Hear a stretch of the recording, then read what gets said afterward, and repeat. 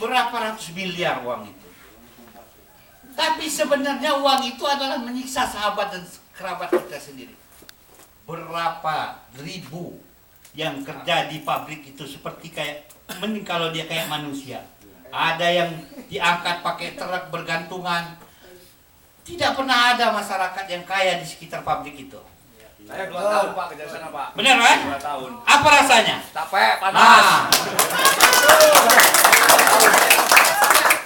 Ini sebagai saksi hidup. Ya, sebagai saksi. Itu lebih jahat daripada zaman POC dulu. Kalau POC, Belanda masih ninggalin jalan yang bagus, meninggalkan infrastruktur yang bagus, meninggalkan kemampuan yang bagus, tapi ini yang menjajah kita adalah bangsa kita sendiri. Bangsa luar yang dititipkan melalui bangsa kita supaya diadu domba. Iya Pak ya? Ya. Kita tidak mau lagi. Prabowo tidak menginginkan bangsanya menjadi bangsa yang murah. Inilah yang menjadi harapan. Ya. Jadi Prabowo tidak menginginkan rakyatnya diinjak-injak masuk perusahaan asing hanya untuk merampok kekayaan kita. Berapa juta, berapa triliun hasil dari bumi kita, tambang kita, perairan kita, semua yang ada dibangun bukannya di Indonesia, di Singapura, di Hong Kong. Bapak bayangkan, sementara kita susah mencari pekerjaan, kemiskinan kita semakin senjang. Ini adalah jadi pemikiran kita bersama, bukan pemikiran hanya Gerindra saja. Sementara petinggi-petinggi kita yang sebentar-sebentar iklannya katakan tidak, semuanya masuk.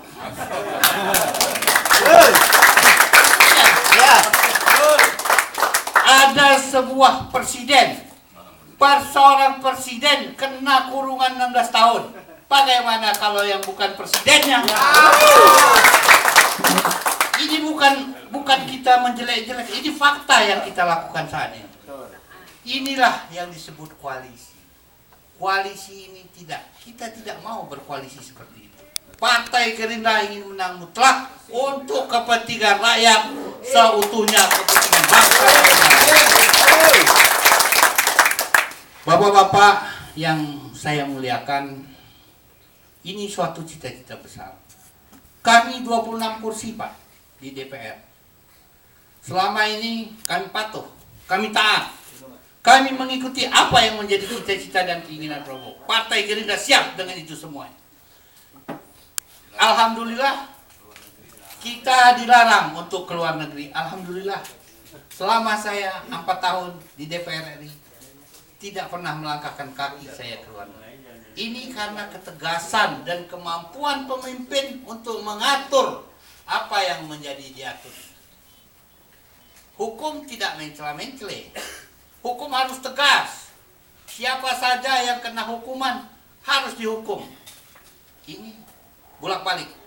Udah mulai kacau. Kita sudah nggak ngerti lagi mana yang benar, mana yang salah. Kadang-kadang yang benar jadi salah, yang salah jadi benar. Ini bagaimana bangsa kita?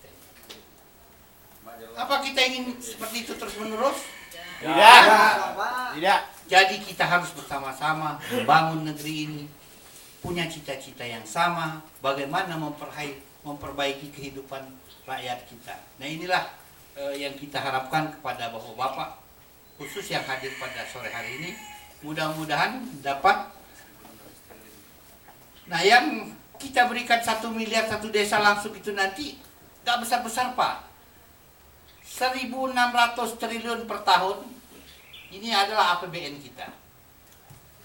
1.600 triliun itu dari 1 miliar kali 80.000 desa yang ada di Indonesia. Jadi 80.000 ini ketika Prabowo menjadi presiden, 80.000-nya kebagian semua. Nggak ada 80 triliun jumlahnya, kecil, hanya 5%. Jadi nggak ada kayak PNPM yang Bapak sedang dikumpulin. Ini kan kepala-kepala desa lagi dibohongin nih. Ini benar, bukan? Ya. Ada kepala desa kayak sendiri Pak. desa dikasih PPIP. Mana ada kebijakan pemerintah ngelihat ini kepala desa ini. Nah ini lagi yang disebut koalisi. Ketika partai